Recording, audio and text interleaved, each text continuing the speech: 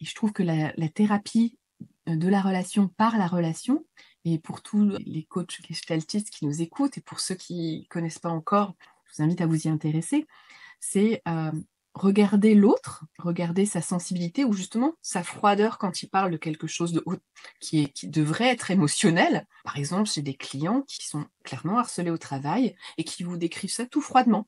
Ah ben, on m'a retiré ma voiture de fonction, on m'a rétrogradé, je peux plus aller dans les réunions stratégiques. Et puis vous dites là, tout neutre. Oui, bon, bah, du coup, voilà, je voudrais m'adapter au travail. Mhm. Là, ça va être intéressant de lui dire ce que vous voyez et ce que vous ressentez. Et donc, c'est vraiment une pratique gestaltiste, là, d'utiliser aussi votre corps, vos ressentis, pour le partager.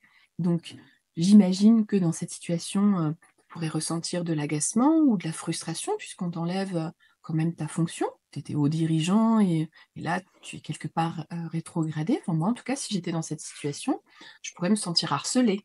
Vous voyez, vous arrivez à poser l'émotion ou le mot.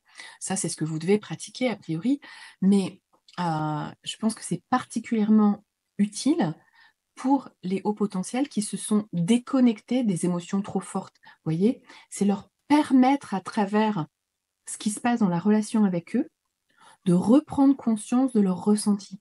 Et c'est là où ça va être particulièrement utile d'utiliser le corps, les émotions, vos ressentis dans la relation pour remettre du mouvement, de l'émotion, de la reconnexion au corps de personnes qui ont dû se déconnecter parce que l'intensité émotionnelle était trop intense.